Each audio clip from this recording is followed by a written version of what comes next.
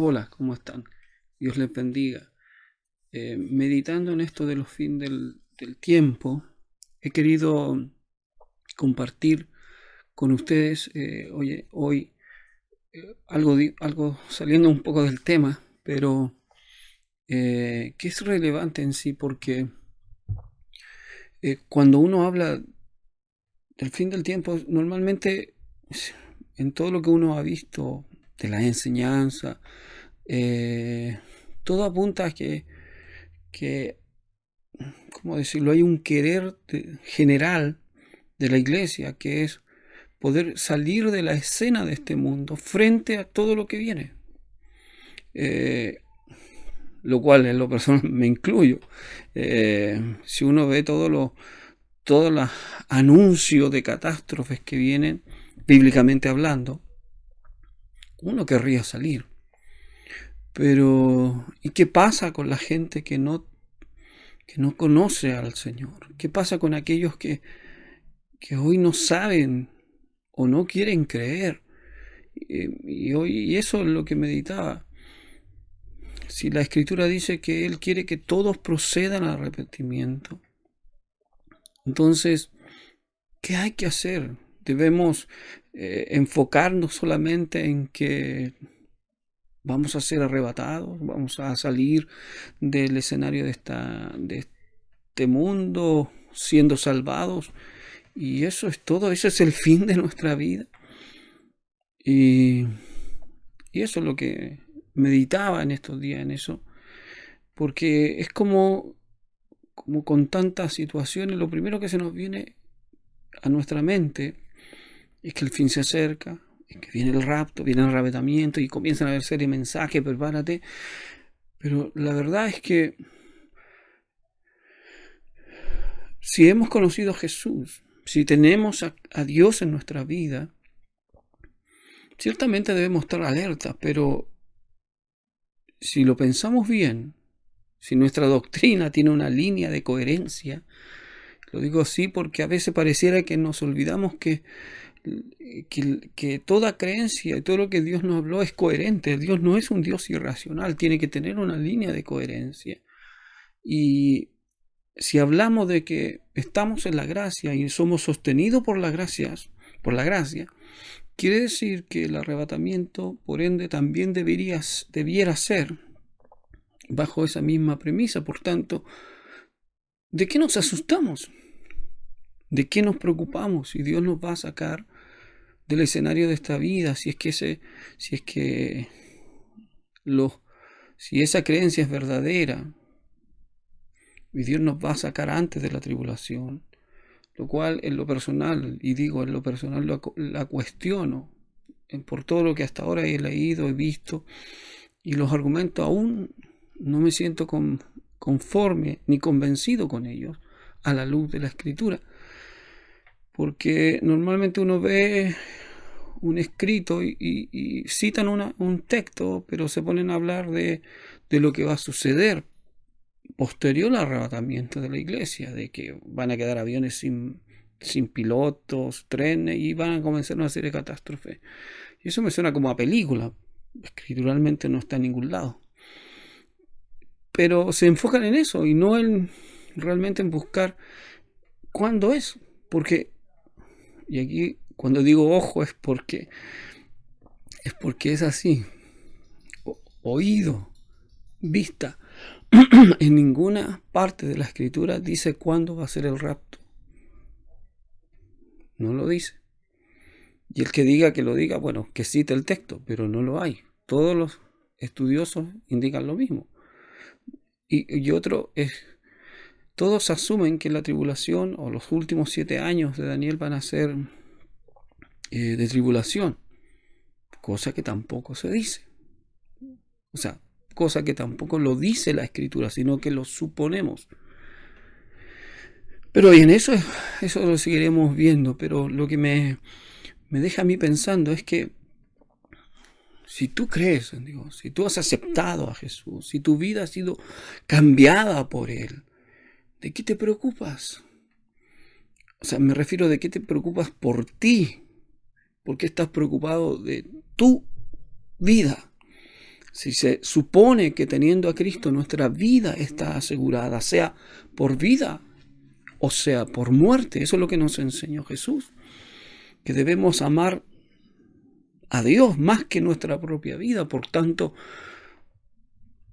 si tuviera la iglesia que pasar por la gran tribulación, que es una parte que también muchos creyentes lo creen, ¿cuál sería el problema? Amamos tanto nuestra vida que nos da miedo pasar por eso, siendo que Jesús murió en la cruz y Él dijo, el siervo no es mayor que su Señor, ni el discípulo mayor que su maestro. Si a mí me persiguieron, a vosotros perseguirán. Si a mí me aborrecieron, a vosotros también aborrecerán. Esas son las palabras de Jesús. De hecho, Pablo también, lo leímos en Tesalónica, dice que para esto somos llamados. Si uno lee a Pedro, también dice que somos llamados para pasar por luchas, por pruebas. Y en estos tiempos hay lugares en el mundo donde sí hay cristianos que están dando la vida por el Evangelio. Pero el mundo occidental, como lo conocemos, son pocos los casos en comparación a cómo la historia de la iglesia lo ha vivido, en hechos, a través de los tiempos. Entonces ellos podrían pensar, todos aquellos que vivieron ese tiempo, y por algo le pasó a los tesalonicenses, pensar en que la venida del Señor estaba muy cerca. Pero ya, es que estoy muy comprometido con todo eso, lo he meditado, he estado ahí leyendo, volviendo a leer, repasando, volviendo a ver los textos. Pero como digo, si tú y yo hemos aceptado a Jesús, se supone que tenemos algo seguro, una promesa segura. Entonces, ¿qué debiéramos estar haciendo? Si estamos tan cerca como algunos dicen y vaticinan del fin de los tiempos, lo cual en lo personal, te lo digo, también lo creo por muchas cosas, pero no estoy diciendo, y te lo repito, que sea un suceso como ahora ya, mañana, en un mes, pero que nos estamos acercando. Pero eso no quiere decir, como lo dice en el video anterior, que nosotros dejemos de hacer lo que Dios nos ha llamado a hacer. El apóstol Juan en su carta dice que el que dice que permanece en él debe andar como él anduvo. Y Jesús dice que era movido a misericordia, veía a las multitudes y él decía, son como ovejas que no tienen pastor. Debemos mirar esta sociedad, este mundo, como ovejas que no tienen pastor y como gente que está en la oscuridad. Y tú y yo somos esa luz que debe alumbrar y debe haber poder de Dios, no nuestro, en la iglesia. Una hermana me hablaba en esta semana sobre los videos, que por algún minuto pensé en no seguir haciéndolo, pero creo que eso confirmó que sí hay que seguir contra viento y marea.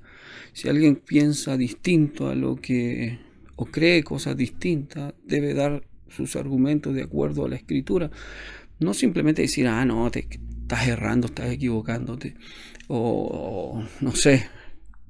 No, deme argumentos, deme Escritura. Y eso es lo que yo busco, la Escritura, porque esa es la palabra profética más segura. Creo que Pedro, inspirado por el Espíritu Santo, dejó algo bien sólido ahí. Jesús mismo dijo, el cielo y la tierra pasarán, pero mis palabras no pasarán. O sea, lo que Él dijo se va a cumplir. Por tanto, yo le creo a lo que Él dijo. Y la interpretación que podamos hacer puede cambiar, puede variar de acuerdo a muchas cosas que cada persona ha recibido a través de su vida.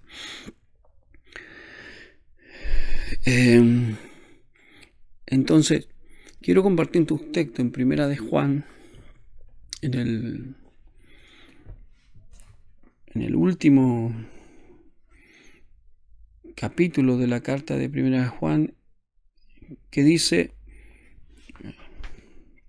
lo siguiente, y en el capítulo 5 de Primera de Juan dice en el verso 14: y esta es la confianza que tenemos en Él, que si pedimos alguna cosa conforme a su voluntad, Él nos oye, y sabemos que Él nos oye en cualquiera cosa que pidamos. Rebobino, me enredé. Y si sabemos que Él nos oye en cualquiera cosa que pidamos, sabemos que tenemos las peticiones que le hayamos hecho.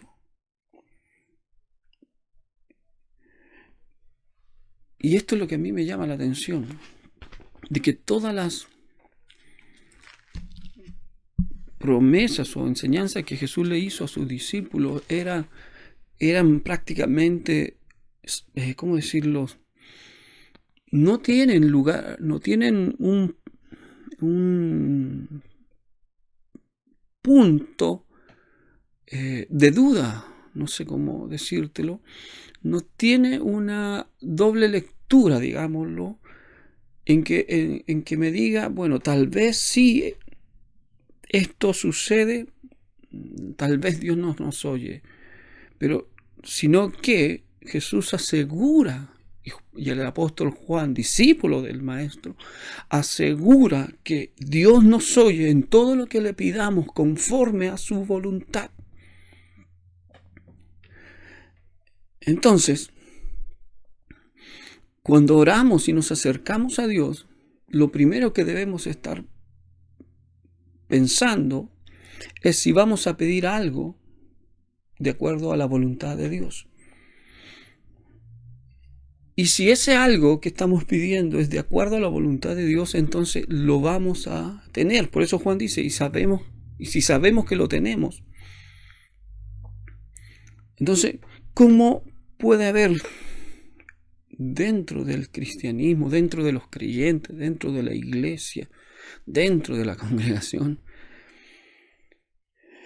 aún tanta duda o incredulidad o poca oración? Si Dios, Jesús nos está diciendo que todo lo que pidamos al Padre en su nombre, Él lo hará, Él nos oye. Si vamos al capítulo 14 del Evangelio de Juan, el mismo apóstol, del 14 al 16, si tú lo lees detenidamente, Jesús usa la palabra pedir. Pidiereis y nada habéis pedido. 7 veces esas palabras, si tú las cuentas, son 7 veces. Y el 7 es un número de perfección. Es el número de Dios por algunos. O sea, ese es el número perfecto, digámoslo así. Entonces Él nos dice 7 veces: pedid, pidáis o nada habéis pedido. Entonces, si creemos en Jesús, si creemos en Dios, si tenemos al Señor en nuestras vidas, ¿cómo hemos hoy descuidado tanto la oración? Porque si decimos, como dijo el apóstol, que si pedimos algo conforme a la voluntad de Dios, Él nos oye.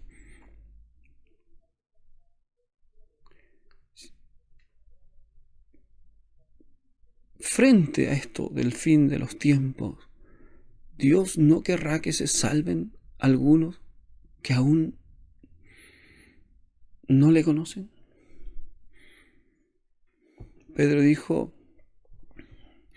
algunos tienen por tardanza la venida del Señor, pero es por su misericordia, para que todos procedan al arrepentimiento, para que todos sean alcanzados. Dios quiere la salvación del ser humano, Dios quiere la salvación de muchas almas, pero nosotros no oramos.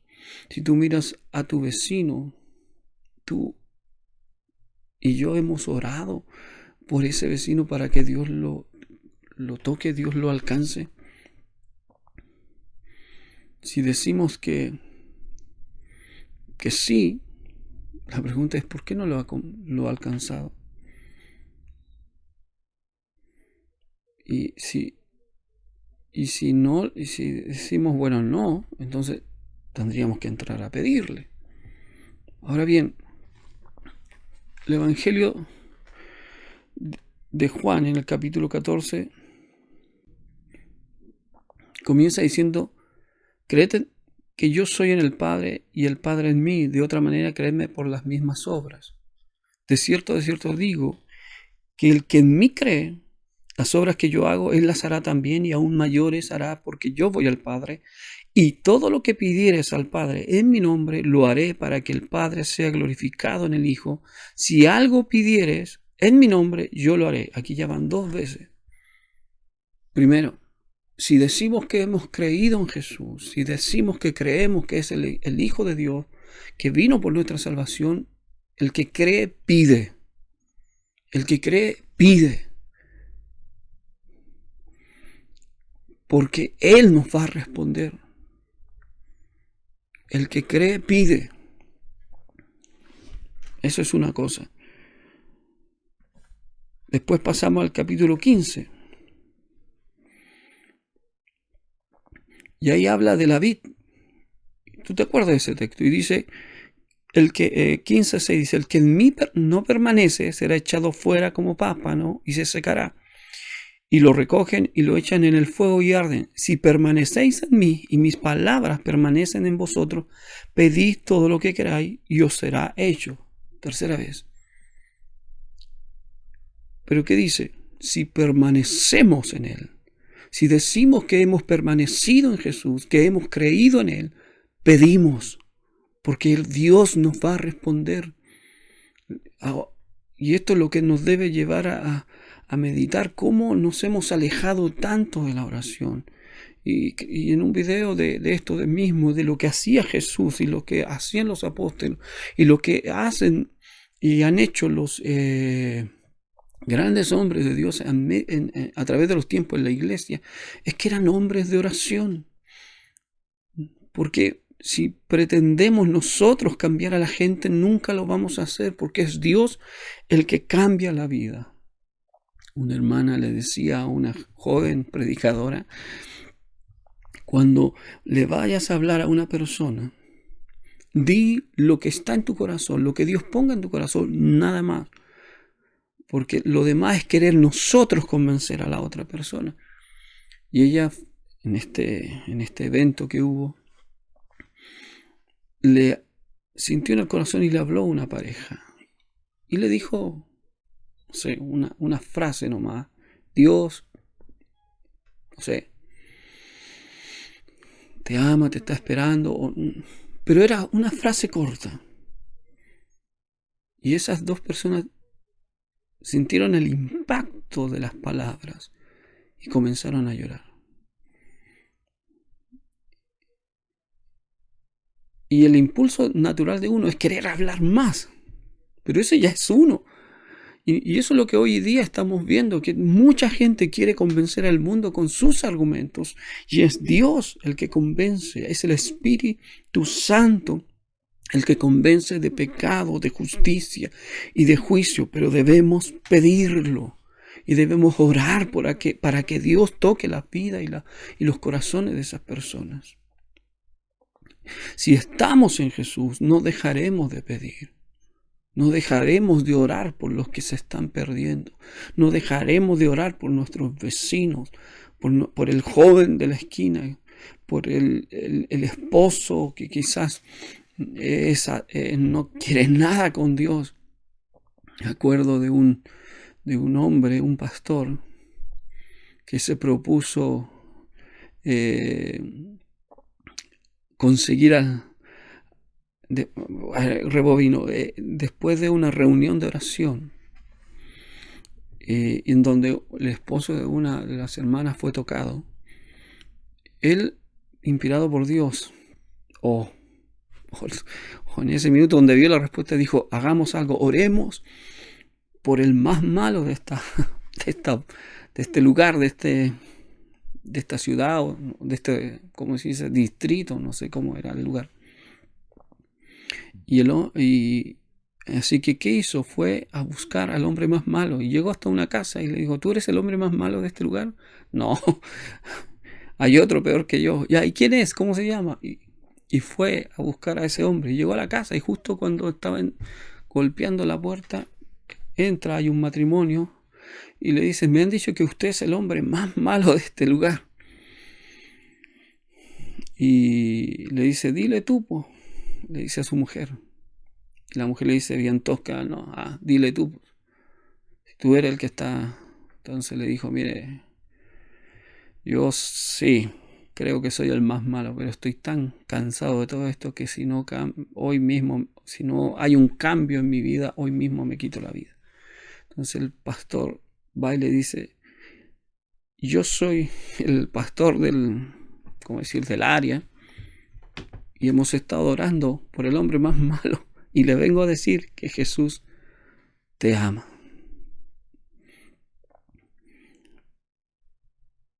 Y ese hombre cambió, reaccionó.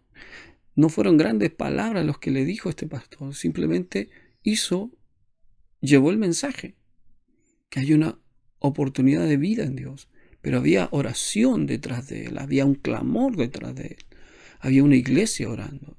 Y ese hombre finalmente se convirtió en uno de los colaboradores de la iglesia y del pastor más fervientes, más fieles. Entonces el que permanece en Dios debe pedir. Jesús dice, ya no os llamaré siervo, 15:15, porque el siervo no sabe lo que hace su Señor, pero os he llamado amigos, porque las cosas que os oí de mi Padre os las he dado a conocer. No me elegisteis vosotros a mí, sino que yo os elegí a vosotros y os he puesto para que vayáis y llevéis fruto, y vuestro fruto permanezca, para que todo lo que pidiereis al Padre en mi nombre os lo dé. Cuarta vez que habla de pedir. Si somos amigos de Jesús, y Jesús dijo en otra parte, si sois mis amigos, haced lo que yo os mando. ¿Y qué dijo Jesús? Id y haced discípulos a las naciones. Predicar el Evangelio, pero hay que predicarlo con hechos. Y debemos rogar por aquellas almas para que Dios las cambie. No me elegiste, somos amigos elegidos. Se dice que a un familiar uno no lo elige. El papá es el papá porque Dios lo decidió. Pero Jesús, pensando en esto, Jesús nos eligió. Él te eligió para que seas su amigo. Pero como todo, tú tienes relaciones con amigos, con amistades. Tú tienes que estar con tu amigo, apoyar a tu amigo en todo. Si realmente eres su amigo, tú debieras ayudarlo, apoyarlo en todo lo que él quiere y anhela. Si somos amigos de Jesús, nosotros debiéramos querer lo que él quiere, anhelar lo que él anhela y ayudarlo en todo lo que él se ha propuesto. Y él vino a morir por la humanidad. Por tanto, el amigo, el que es amigo de Dios, aquí dice que pide también, sigue pidiendo. Y debe pedir. Y el Padre dice, Él os lo dé. ¿Por qué? Porque somos amigos de Jesús. Abraham fue llamado amigo de Dios. Somos amigos de Dios. Podemos decir que nuestras oraciones son escuchadas. ¿Saben? Cuando uno dice, Dios oye la oración, la pregunta no es si Dios es capaz de responder a una oración. Él va a responderla.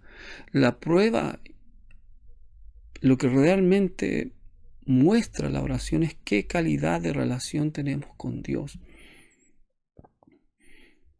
Si nuestras oraciones son escuchadas, estamos, como dice la Escritura, creyendo en Él, permanecemos en Él y somos amigos de Él. Porque es el amigo, tú no vas a hacer algo en contra de tu amigo. Acuérdate lo que leímos en Primera de Juan, que vamos a recibir todo aquello que le pidamos, si lo pedimos conforme a su voluntad. Si tú tienes un amigo, tú no haces cosas en contra de tu amigo. Tú siempre, de hecho la Escritura dice, andarán dos juntos si no están de acuerdo. Para ser amigo de alguien, tú tienes que estar de acuerdo con ese alguien. Por tanto, tú no vas a pedir algo que tu amigo no quisieras que tú pidieras.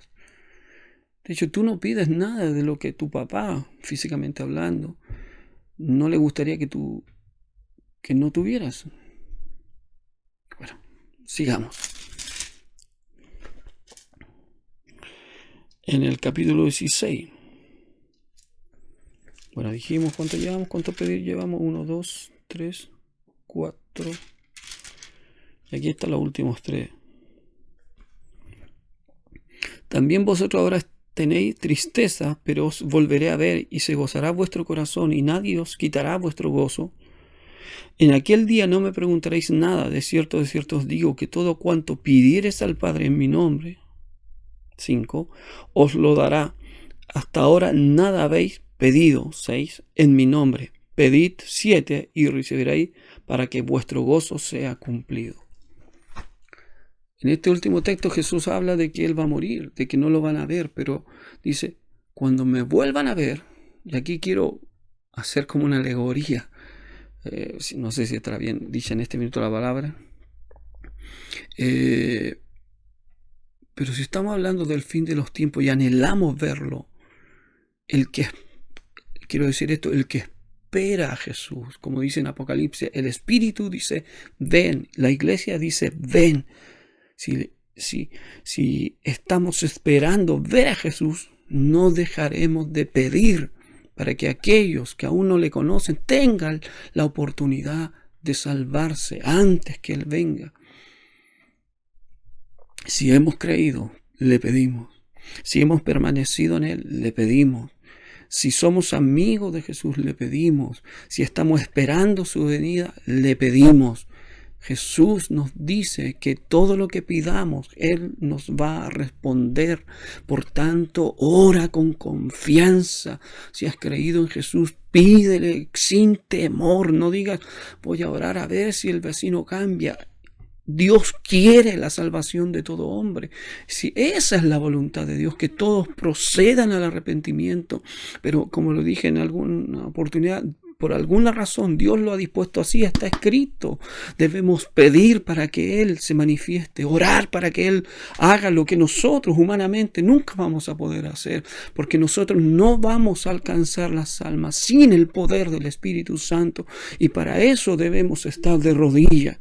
Debemos pedirle a Dios, orar por los que se están perdiendo. Si estamos tan conscientes de que Cristo viene ya, entonces oremos por aquellos que se están perdiendo, oremos por nuestros vecinos, ora por aquellos que tú conoces. No necesitamos quizás orar por alguien que no conocemos, pero si tú conoces a alguien, ora. Quiero llamarte a que busques a Dios si tú has creído en Él, si tú permaneces en Él, si tú eres amigo de Él. Él nos va a responder y traeremos un mover de Dios a nuestro alrededor, a nuestras vidas. Que Dios nos bendiga, que Dios te bendiga. Si tú has creído en Jesús, debes estar pidiendo, pero pidiendo conforme a su voluntad. Dios oye. Sí, Dios oye. Y si no nos oye, es porque no estamos creyendo en Él. No hemos permanecido en lo que Él nos está pidiendo. Quizás estamos peleados como amigos con Él y tal vez ni siquiera estamos esperando su venida, sino simplemente estamos esperando un escape. Y eso no es de cristianos. Y cuando dice, velad y orad para que no entréis en tentación. Y cuando nos dice que debemos estar esperando la venida del Señor, te dice que debemos estar velando. Y Jesús dijo que cuando Él vuelva a la tierra, hallará fe. Y como lo he explicado, ese texto está en el contexto de la oración. ¿Tienes fe para pedirle a Dios? ¿Tienes fe para clamar a Dios por los que están ahí a tu lado, a tu izquierda, a tu derecha? Por el vecino que grita tanto, o las discusiones que tú escuchas, o por aquel que más te odia en el pasaje, porque hay gente que a veces, no sé, por alguna razón no les cae muy bien. tienes esa fe para pedirle a Dios por esa vida, para que Dios la toque y la cambie. Oremos, pidamos conforme a la voluntad de Dios. Y la voluntad de Dios es que todos procedan al arrepentimiento. La Escritura está llena de textos donde dice: ¿quiero yo acaso la muerte del impío? No quiero que se arrepienta. Y yo bendecir, no quiero tu bien, no tu mal. Entonces, cuando uno ve videos o enseñanzas de esto y muchos predicadores se emocionan y poco menos que están mandando a todos al infierno, ¿dónde está el amor de Dios ahí? Porque lo único que lo va a hacer es Dios, no nosotros. Nosotros no estamos llamados a juzgar, de hecho, ni siquiera a acusar a nuestros hermanos. Si tú oras y dices: mira, Señor, este hermano es flojo, tú eres un acusador, te lo digo. Trata de encontrar alguna virtud en tu hermano o en tu hermana, y en esa virtud ora. Dile: Señor, bendice a mi hermana. Ella es, no sé, fiel haciendo el aseo. No sé, no se me ocurre nada en este minuto. Él es, no sé, encuéntrale alguna virtud. No lo acuses. Ora por tus hermanos. Ora para que no, si tu pastor o un hermano de la iglesia se está apagando, ora para que Dios lo despierte. ¿Acaso no será la voluntad de Dios que Él despierte a la iglesia? Y termino con esto. En el libro de los Hechos, cuando los apóstoles son amenazados por los fariseos y son amenazados, ellos se ponen a orar. ¿Sabes? No pidieron: Señor, sácanos de aquí. De hecho, Jesús dijo: no pido para que los saques del mundo, sino para que los guardes del mal. Entonces, y Pablo también decía: estoy como, me quiero ir, pero amo la iglesia. ¿Por qué? Porque Cristo murió por la iglesia. Entonces, hermanos, ¿en dónde estamos parados? Queremos irnos para el cielo, pero ni siquiera estamos mirando a los que se están quedando. Hay mucho que hacer, hay mucho por qué orar. Si hemos creído, debemos pedir. Si somos amigos y permanecemos en Él, debemos orar. Jesús dijo,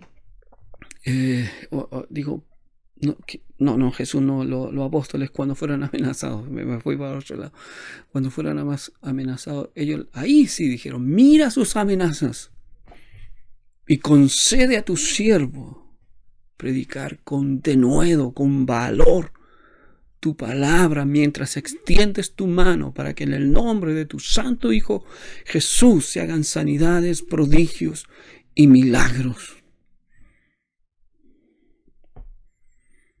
Podríamos orar en estos tiempos y decir: mira, Señor, la violencia que está aumentando en estos tiempos. Concédenos hablar con poder tu palabra para que esos violentistas...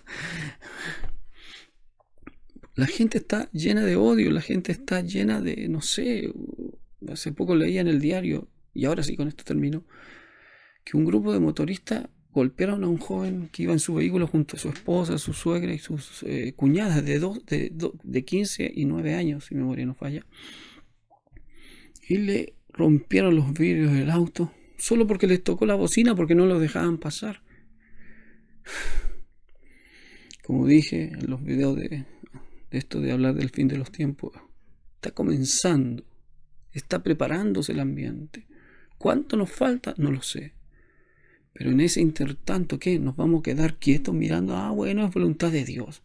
La voluntad de Dios que tú ores, así dice la Escritura, es que yo ore y clame, así dice la palabra de Dios: velad y orad. Que Dios nos bendiga. Que Dios nos bendiga y nos ayude a hacer su voluntad. Shalom.